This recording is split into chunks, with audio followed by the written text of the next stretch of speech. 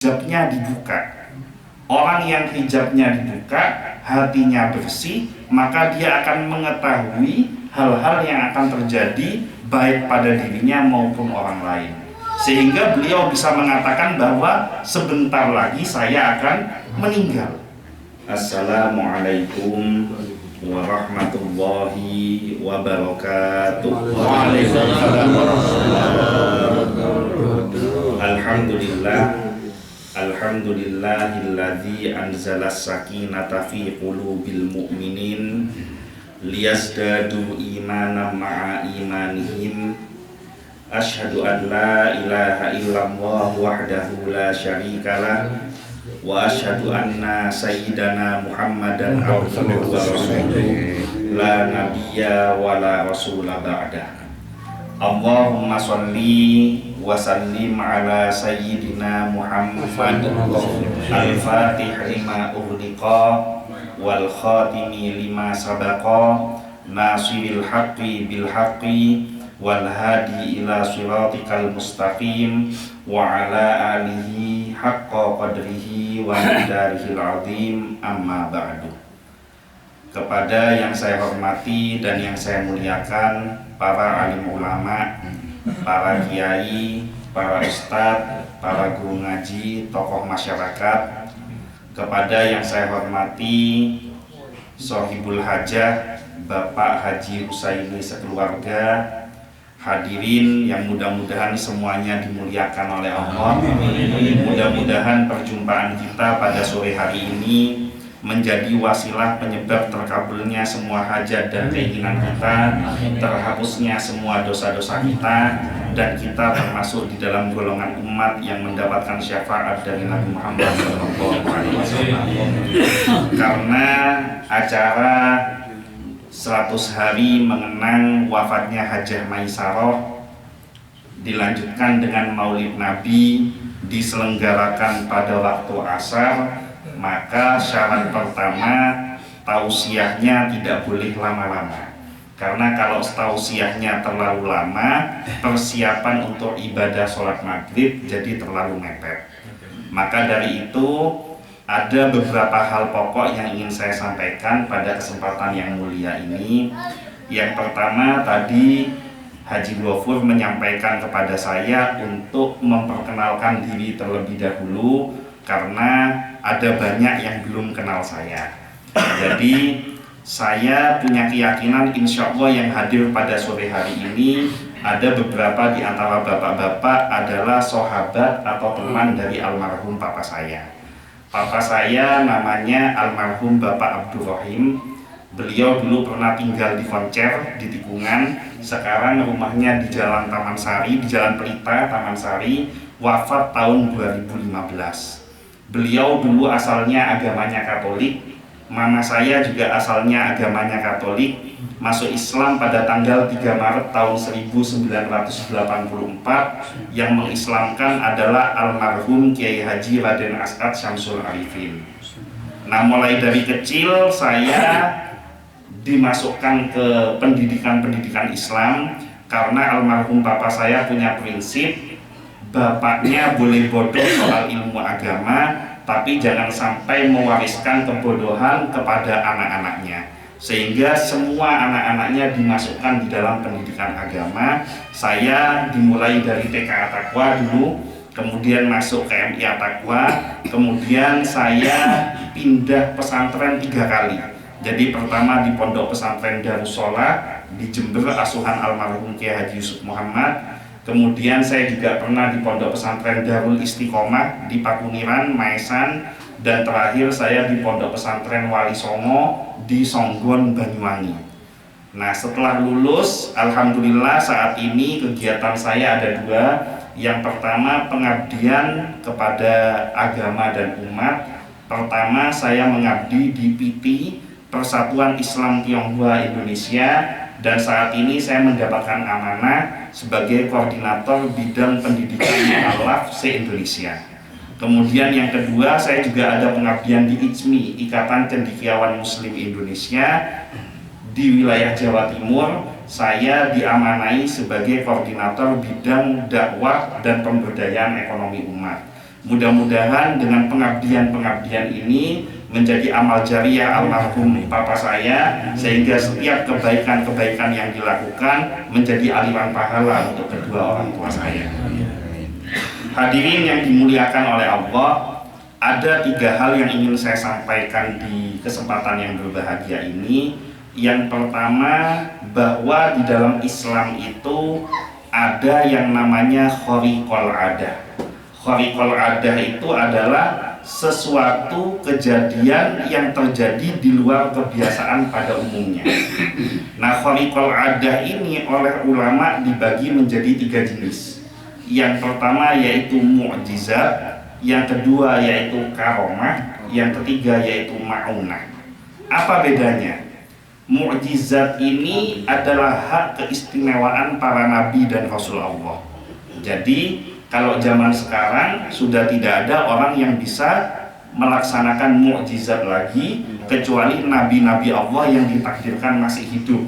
Salah satunya adalah Nabi Khidir, Nabi Ilyas, Nabi Idris, dan Nabi Isa alaihissalam. Nah, di luar itu tidak ada lagi manusia hidup zaman sekarang yang mampu melaksanakan mukjizat. Di bawah mukjizat ada yang namanya karomah. Karomah ini diberikan oleh Allah kepada orang-orang yang melaksanakan sebuah amal ibadah yang baik secara istiqomah terus-menerus, akhirnya beliau mendapatkan karomah dari Allah, mendapatkan kemuliaan dan keistimewaan. Nah, karomah ini sifatnya tidak harus selalu yang ajaib. Tadi saya waktu bertamu dengan Haji Husaini, beliau menceritakan tentang keistimewaan almarhumah Hajah Maisaroh, di mana salah satu keistiqomahan beliau adalah sholat malam dan sholawat. Nah, sehingga karena beliau istiqomah membaca sholawat, oleh Allah Subhanahu wa Ta'ala hijabnya dibuka. Orang yang hijabnya dibuka, hatinya bersih, maka dia akan mengetahui hal-hal yang akan terjadi baik pada dirinya maupun orang lain. Sehingga beliau bisa mengatakan bahwa sebentar lagi saya akan meninggal.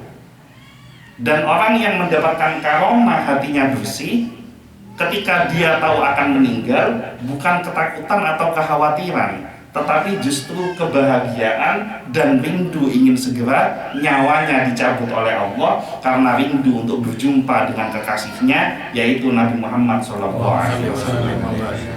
Nah, yang ketiga, dan insya Allah pada sore hari ini hadirnya kita di tempat yang mulia ini adalah barokah dari karomah beliau. Walaupun beliau sudah wafat, kita yang masih hidup dengan situasi keadaan pada sore hari ini tanpa sadar kita bersama-sama bersolawat kepada Nabi Muhammad SAW.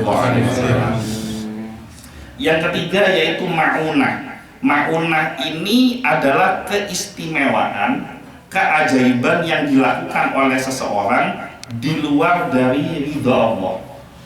Jadi mungkin dia bersekutu dengan jin, bersekutu dengan makhluk halus dan lain sebagainya. Saya tidak membahas itu pada sore hari ini. Saya melanjutkan ke poin yang kedua, yaitu poin tentang Maulidur Rasul Muhammad SAW. Inti dari Maulid Nabi yang paling utama adalah menumbuhkan kecintaan kepada Nabi Muhammad SAW dan mengikuti akhlak beliau. Karena ajaran yang paling utama di dalam Islam itu adalah akhlak. Dan akhlak yang paling patut untuk ditiru adalah akhlak dari Nabi Muhammad SAW.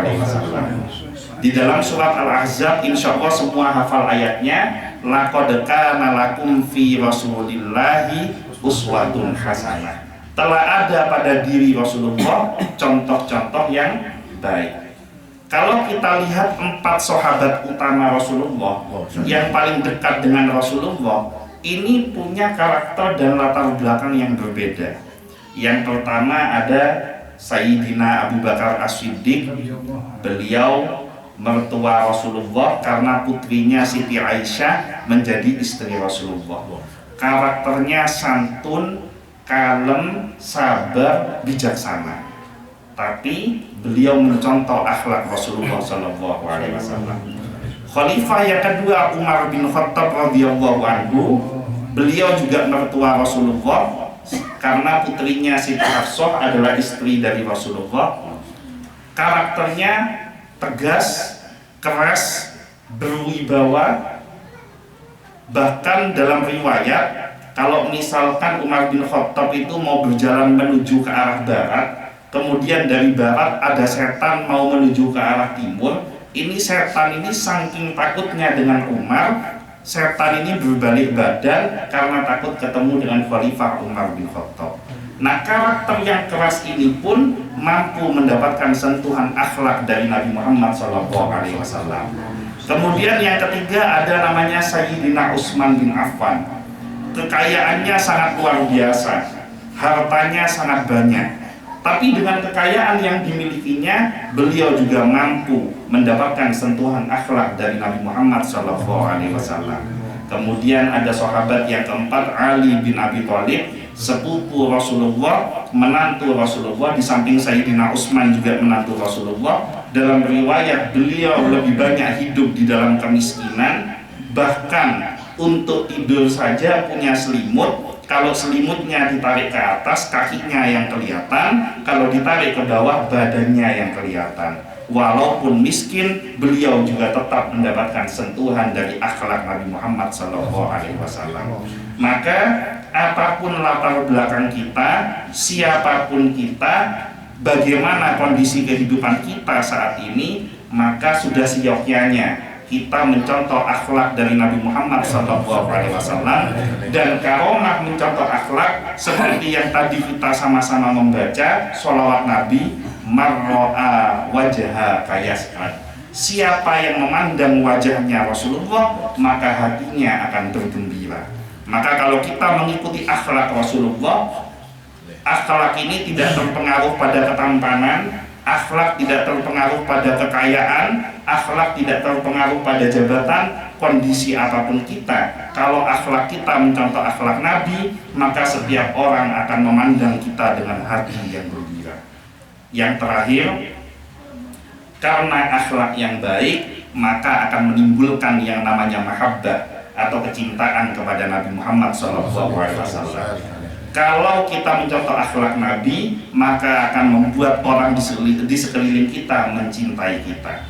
Ada sebuah riwayat bahwa saking cintanya para sahabat Nabi, beliau itu tidak hanya hafal kepribadian Nabi, tapi sampai hewan peliharaan Nabi pun mereka hafal. Saya yakin di sini nggak akan ada seorang santri yang punya ustadz atau kiai kemudian melihara kambing, bisa hafal kambingnya ustadznya atau kiainya. Kenapa? Karena semua kambing wajahnya sama. Nah, saking mahabbahnya sahabat kepada Nabi, Nabi ini punya unta, mereka itu sampai kenal dengan wajahnya untanya Nabi, sampai tahu bagaimana cara berjalannya untanya Nabi. Nah, ketika Nabi Muhammad wafat pada tahun 11 Hijriah, suatu saat unta Nabi ini terlepas dari kandangnya, berjalan menyusuri pusat kota Madinah.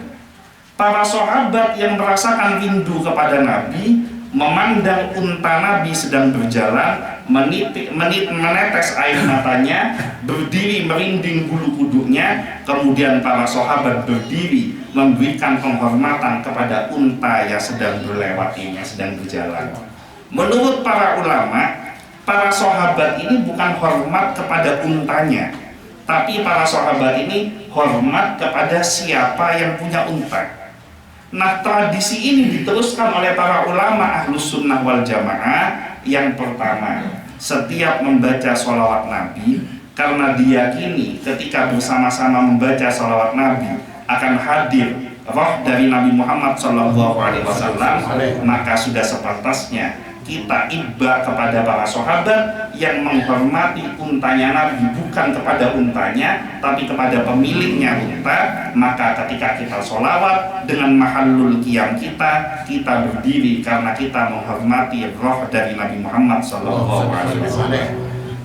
Kemudian ini juga diteruskan oleh para kiai, para ulama mengajarkan kepada para santrinya untuk hormat kepada guru dan ustadznya, karena zaman sekarang sudah jarang akhlak seorang santri yang hormat kepada guru-gurunya. Kenapa kok harus hormat kepada gurunya? Bukan menghormati sosok manusia orang yang menjadi guru, tetapi menghormati ajaran yang disampaikan, yang mana ajaran ini bersumber dari Nabi Muhammad SAW.